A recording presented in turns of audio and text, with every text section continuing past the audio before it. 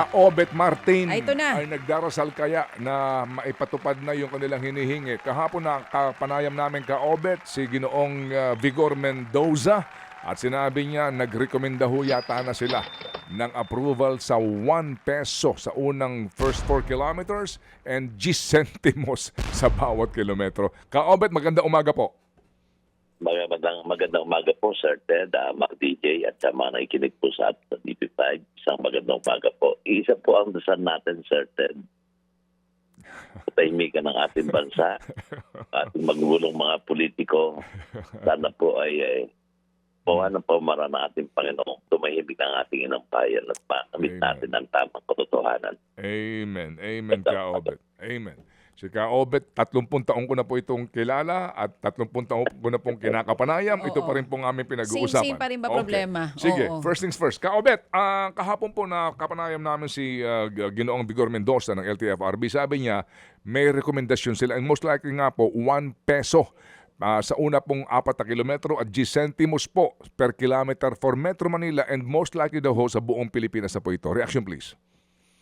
Tama po yan, Sir Ted and Ma'am DJ. Sapagkat 3 weeks ago, kung hindi lang po noong 2 weeks ago, 3 weeks ago, lumihan po kami ng Pasang Mata, Alto Dap, Pusil at ibang naming grupo sa kagalangan ng Pangulong PBBM upang i-lift na po yung suspension na kanyang ginawa doon po sa inaprubahang aming petition per high itong nakarang Pebrero o Marso.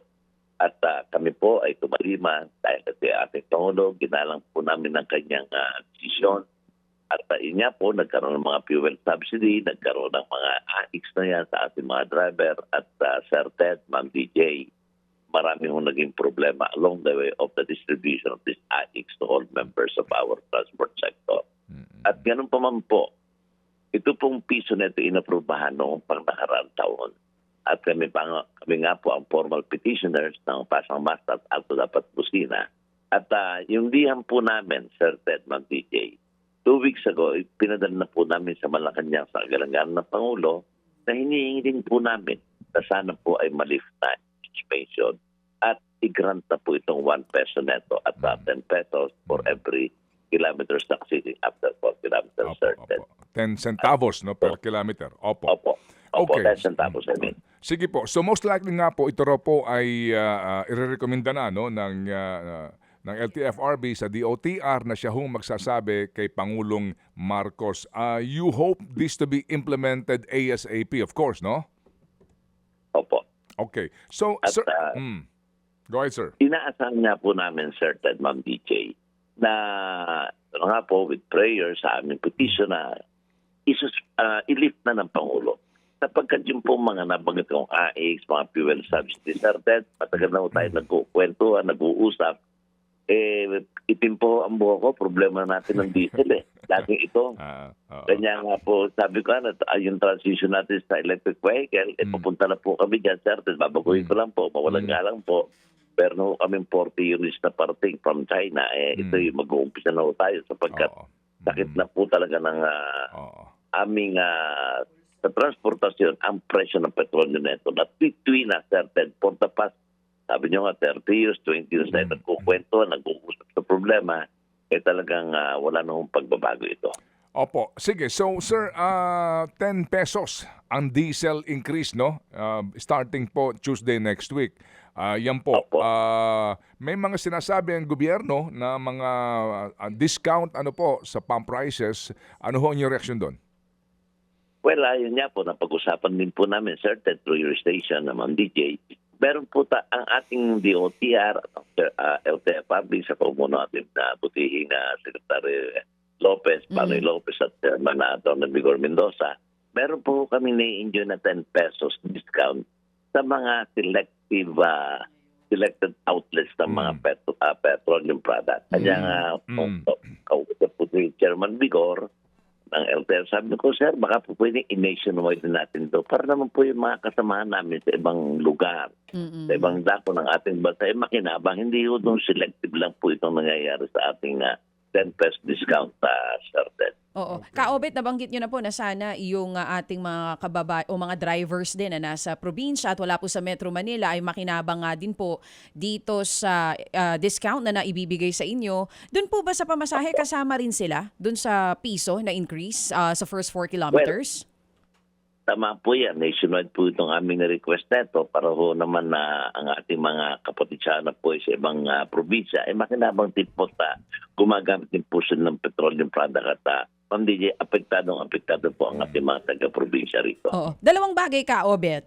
Pinag-uusapan muli ngayon yung pagbibigay ng fuel subsidy na kung matatandaan natin itong mga nakaraang buwan, nung unang umusbong yung away ng Iran at Amerika, nagbigay talaga ng tulong din ng gobyerno for our PUV drivers. Ngayon pinag-uusapan ulit at pinalulutang po muli yung tungkol dun sa fuel excise tax. Kung kayo po bilang isang driver, alin po dun ang dapat na mas mauna? Suspend muna yung fuel excise tax o ito, pinag-uusapan na naman yung ayuda?